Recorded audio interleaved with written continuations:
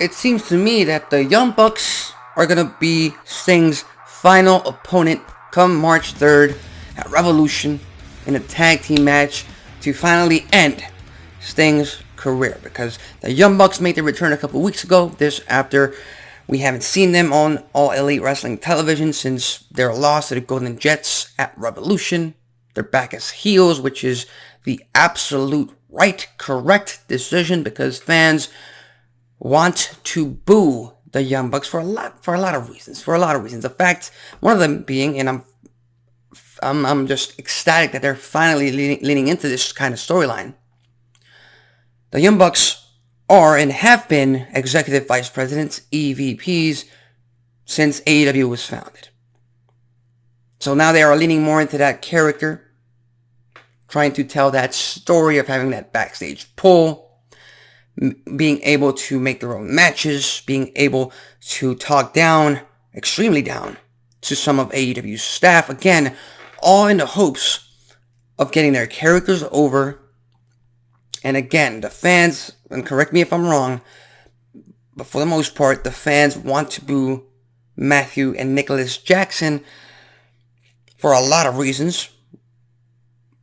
The main one right now is CM Punk going to WWE, all that incident at All In London, the whole incident, the brawl out at All Out a couple years ago. Again, there's a lot of backstage drama, a lot of backstage turmoil. And here's the thing, AEW tried to sweep it under the rug. It didn't work. They still get some pretty bad press, some pretty bad rap about it. How WWE is throwing shots at it. Subliminal shots, but shots nonetheless. So, in my belief, perfect Eric Bischoff controversy creates cash fashion, they're using it and they're applying it to their stories, which again is intriguing. Because now the Young Bucks have pretty much told everyone they're EVPs, and they're out to get all of the stars of the past out of their company because they do not represent what they initially wanted AEW to be. And again, it's a story that I can look forward to. It's a story that I can sink my teeth into as a sports entertainer fan, not just as a pro wrestling fan. Because in order for people to commit, in order for people to be invested in your product, you need characters, you need stories, intriguing and entertaining at the very least. And what the Young Bucks are starting to do, and again, this is just the stepping stone. Again, Sting is going to retire no matter what. He's going to retire at Revolution. The Young Bucks are not going to retire him. So like I said, it's a stepping stone to further that story. Because once the Young Bucks get that match at Revolution, and they should win that match at Revolution, they should be the ones pinning Sting at Revolution. Some of you might not agree with me because it's Sting's final match and Darby Allin should be the one getting the pinfall. But Darby Allin is already over with the crowd. The Young Bucks need to get this brand new EVP heel character over, and on top of that, they need to further their outreach. They need to go after Dustin Rhodes and Christian Cage, who had a fantastic bout last night on Dynamite for the TNT title. I wouldn't be surprised if the Young Bucks go after Adam Copeland and try to get rid of him, because he does not represent what AEW was all about back in 2019. That's a story I'm looking forward to, and as a matter of fact, I'm waiting for March.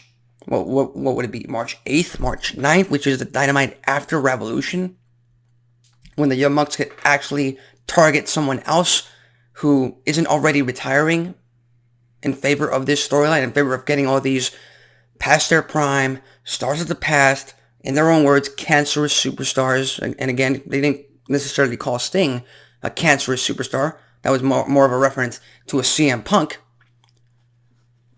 But all I'm saying is, you finally give us a reason to care about the Young Bucks, other than the fact that they are Super Kick Party, other than the fact that they are part of the Elite, other than the fact that they might be going after the tag team titles every once in a while. But over 5 years, they've had very few stories, very few character development for us to really care about their characters.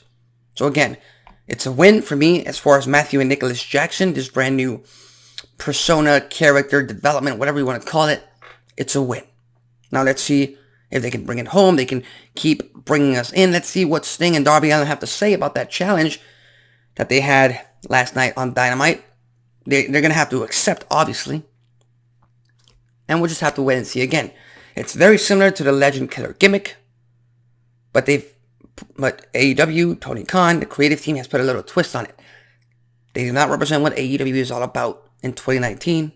And they're trying to get rid of those stars who are just here to be toxic backstage in their minds. And again, much like every superhero villain in a Marvel or DC movie, the bad guys need to believe that they are doing the right thing for themselves and for the greater good in order for it to work.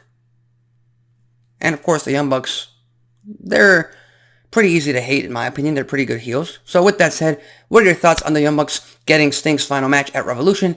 Hasn't been confirmed, but it's pretty much the route they're taking. Do you think it should have been a singles match?